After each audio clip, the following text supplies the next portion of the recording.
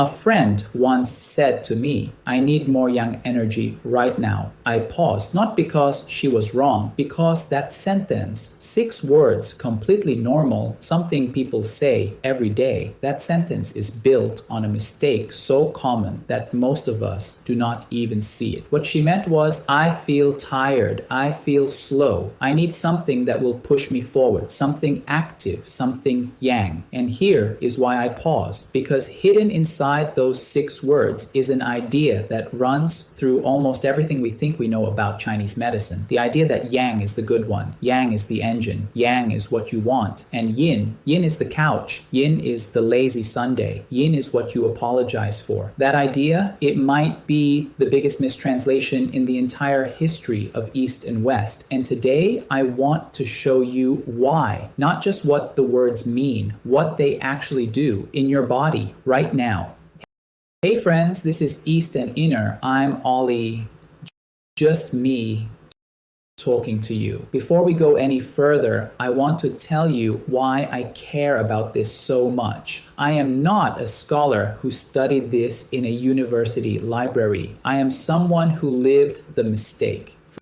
For years, I thought health was about pushing harder, more energy, more output, more yang, and I paid for it. You'll hear that story later, but for now, just know that everything I am about to tell you, the seesaw, the candle, the 3 rules, these are not abstract ideas I read in a book.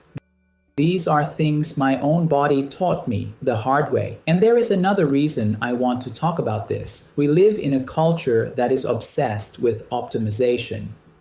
Better, faster, more. Hustle culture.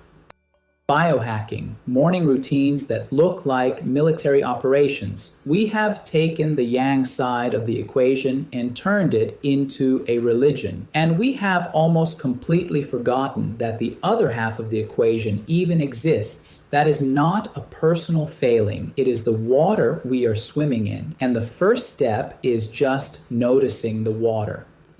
Let me start with a picture. Imagine a seesaw in a children's playground. One side goes up, the other side goes down. The movement flows back and forth. Up becomes down, down rises up again. This is not a seesaw that is broken. This is a seesaw that is working. Now imagine someone walks up and says, you know what? The upside is better. Being up is winning. Let me fix this. They take out a hammer, they drive a nail straight through the middle, the seesaw stops. Congratulations. You now have a broken seesaw. And in the language of classical Chinese medicine, a broken body. This idea has a name. It comes from the Huangdi Neijing, the Yellow Emperor's inner canon. It was written roughly 2,000 years ago, and it is still one of the most important books in Chinese medicine. And I want to pause on that for a moment, because 2,000 years is a long time. This book has survived empires. It has survived wars. It has survived the invention of modern medicine, of antibiotics, of MRI machines, and it is still read. That does not happen by accident. It happens because the ideas inside it are not about a specific disease or a specific treatment. They are about how a living body actually works, and those rules do not change. The concept is dynamic balance, not balance like a scale that stays still, not balance like finding the exact middle and holding it, balance that comes from movement, balance that only works when both sides are free to move. That is the difference between understanding Chinese medicine and just learning its words. And most of what you hear in the West about boosting this, reducing that, more yang, less yin, misses it entirely. So let me show you how yin and yang actually work. I am going to give you 3 rules, but I want you to really sit with the first one because it is the one that changes everything. The other 2 will make sense once you have it. Rule 1, you cannot have one without the other. The classical concept is mutual rooting. Yin is the root, yang is the function. They are not two separate things that happen to be connected. One literally cannot exist without the other. Think of a candle. The wax, that is yin, substance, stillness, potential. The flame, that is yang, heat, light, activity, the thing you can see from across the room. Now ask yourself, can you have a flame without wax? No, the flame is what the wax does when you light it. The wax is what the flame is when it is at rest. But here is the part people miss. Can you have wax without flame?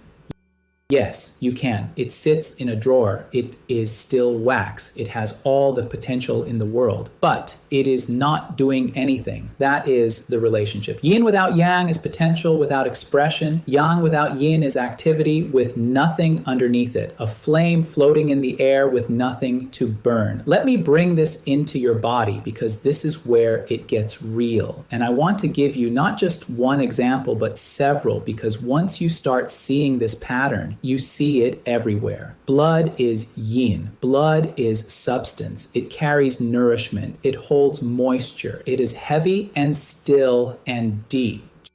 Qi, your body's vital energy. Qi is yang, the warmth that moves through you, the energy that wakes you up in the morning and pushes blood through your vessels. Blood feeds qi. Qi moves blood. They need each other, not in a poetic way, in a completely literal, physical way, but it does not stop there. Think about sleep and waking. Sleep is yin, deep, still, restorative. Waking is yang, active, alert, engaged. Can you stay awake forever? No. Eventually, the yin of sleep pulls you down. And here is the thing, the quality of your sleep, your yin directly determines the quality of your waking, your yang. Bad sleep equals bad energy. You cannot fix the yang without fixing the yin that feeds it. Or think about your digestive system, the stomach and spleen, yin organs in the classical framework. They hold, they store, they nourish. The intestines, more yang. They move, they push, they expel. If your yin digestion is weak, if your body cannot properly receive and hold nourishment, then all the yang movement in the world will not help you. You will be pushing on empty. And here is one more. In classical thinking, the heart houses the mind. That is a yang function. The kidneys store the essence. That is pure yin. When the heart and kidneys are not communicating, when the yang of the mind is racing, but the yin of the deep body is depleted, you get exactly the pattern I described earlier. Lying in bed at 2 in the morning, body exhausted, mind spinning. That is not a psychological problem. That is a yin-yang disconnection. The flame is burning, but it has no wax to hold on to. When a classical Chinese medicine doctor sees someone who is tired all the time, they do not just say, "You need more yang." They ask a deeper question. Is the yang weak or is the yin too empty to support it? That question. The one that I need more yang energy skips entirely. That question is where real medicine begins. Because if your yin is depleted, if your blood is thin, if your fluids are dry, if you are running on empty, then adding more yang is like turning up the flame on a candle that has almost no wax left. It will burn brighter for a moment, and then it will go out. This is not theory. This is one of the most common patterns I have seen. People who are exhausted, wired, cannot sleep, mind racing, and they think they need more stimulation, more coffee, more yang. What they actually need is to rebuild the wax. Rule 2. More of one means less of the other, waxing and waning balance. When yin increases, yang naturally decreases. When yang rises, yin pulls back. This is not sickness. This is not imbalance. This is physics. Day gives way to night. Summer yields to winter. Your heart squeezes. Then it must relax. Your lungs inhale. Then they must exhale. Every single process in your body is a yin-yang oscillation, push and release, push and release. Where we get into trouble is when we decide we like one direction better. We try to stay in yang mode forever, always on, always producing, always lit. I learned this one the hard way. A few years ago, I was working 12-hour days in international trade. Coffee at 4 in the afternoon, emails at midnight.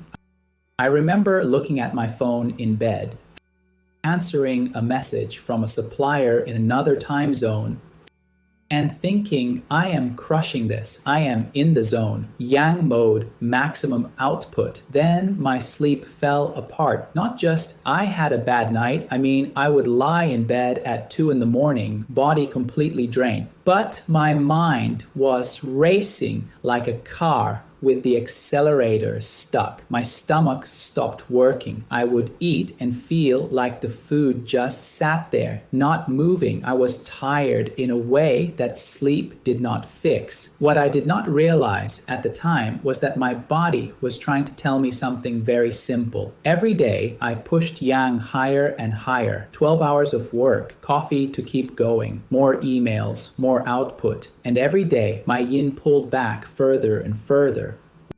Less sleep, less rest, less stillness, until there was almost nothing left. My candle was running on melted wax and fumes. It took me months to understand what was happening, and here is the part that still gets me.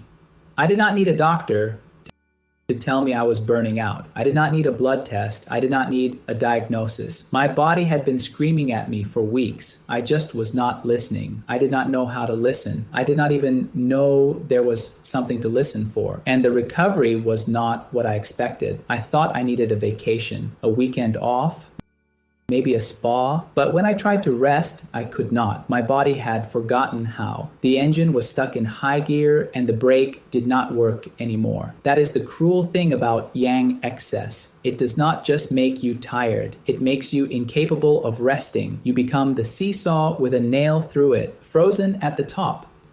What actually helped was absurdly simple. I stopped drinking coffee after 2 in the afternoon. I ate warm food at regular times. I went to bed at the same hour every night, even if I just lay there. I did not try to meditate. I did not try to fix anything. I just stopped pushing, and slowly over weeks the seesaw started moving again. Not because I added anything, because I stopped holding it still. I did not lack anything. I was not deficient. I had just forgotten how to exhale. I had been breathing in, and never letting go. You cannot stay in summer forever. Winter comes whether you invite it or not. And if you have been fighting it the whole time, it does not arrive gently. It arrives like a door slamming shut.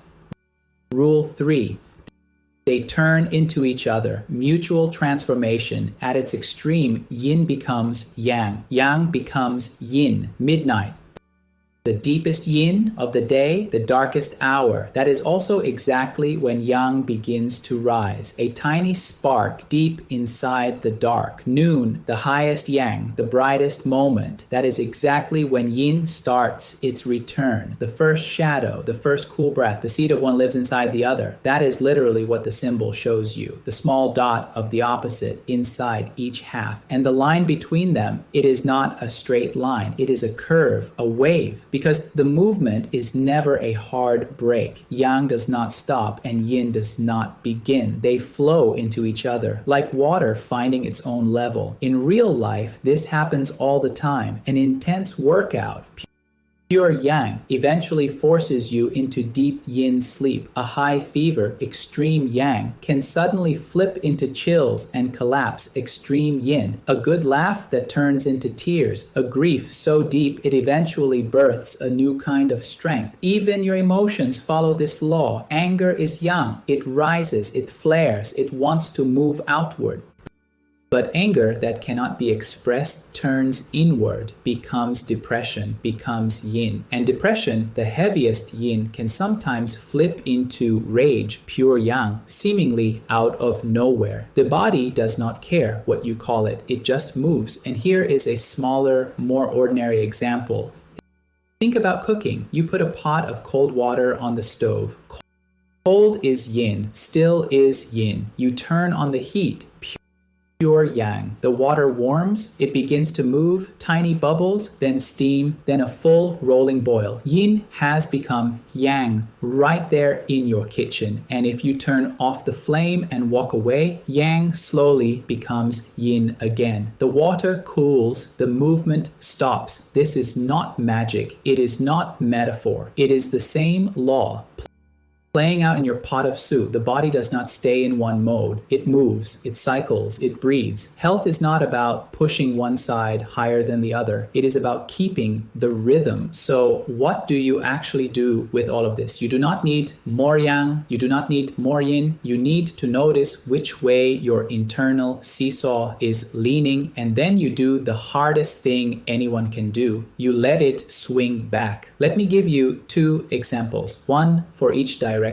If your yang is too high, you feel wired, scattered, you cannot sleep, or you sleep but wake up tired. Your mind is always going. You reach for coffee without thinking. You finish one task and immediately start the next. You have forgotten what it feels like to be still. The answer is not more stimulation to burn it off. The answer is something that invites yin back. A walk without a podcast, without music, just walking. Food that is warm and cooked.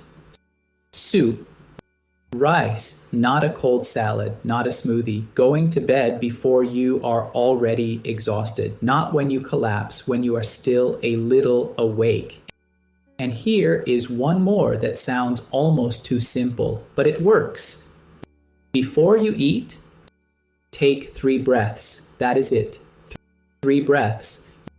You are not meditating. You are not doing a practice. You are just giving your body one beat of yin before you ask it to digest. It changes the entire chemistry of a meal. And if you can only do one thing, do this. Turn off your phone 30 minutes before bed, not airplane mode, off. The screen is yang. The notifications are yang. The light is yang. You are asking your body to switch from yang to yin while holding a yang machine in your hand. It cannot do both. Put the machine down and your body will do the rest. These things sound small. They are small. That is the point. You are not trying to force anything.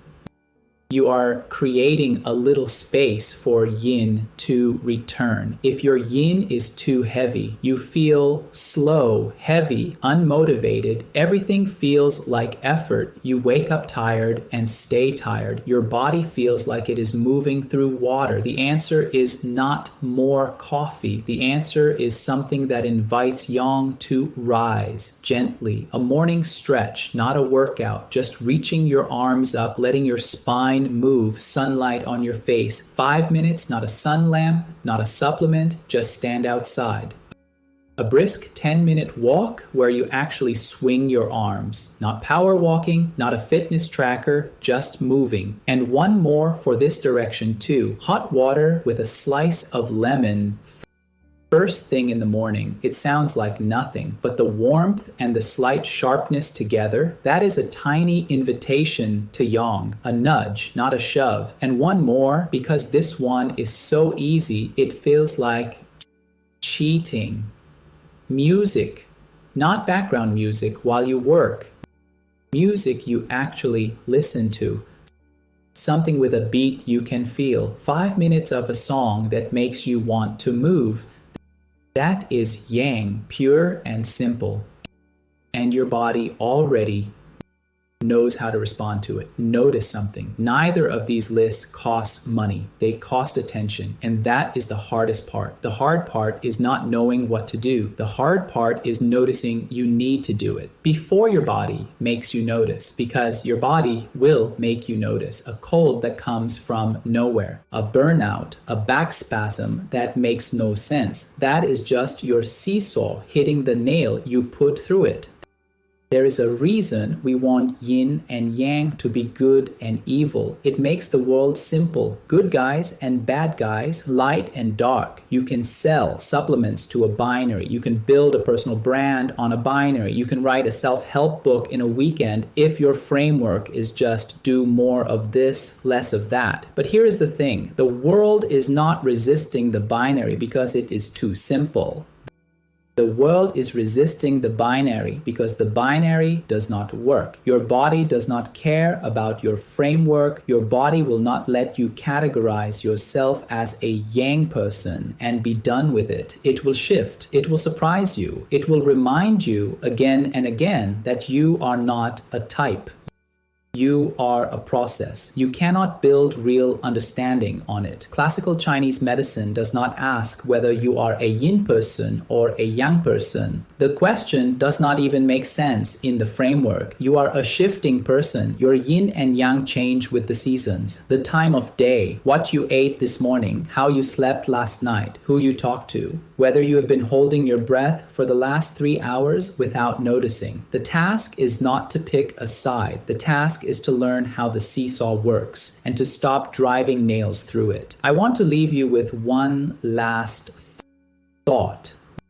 When I first started learning Chinese medicine, I expected it to be complicated. I expected charts and formulas and things I would have to memorize. And there are those things. But the deeper I went, the more I realized that the most important lessons are the simplest. They are not secrets. They are not hidden. They are not something you need a degree to understand. They are things your body already knows. Things it has been trying to tell you since the day you were born. You just have to learn the language. Team, thanks for listening. This was East and Inner. If this connected with you, join us on Apple Podcasts. Just search East and Inner. The full written article is at tcmway.net. This podcast is for educational purposes only, not medical advice. Please consult your doctor before making any health changes. Full articles and references at tcmway.net. Talk to you next time.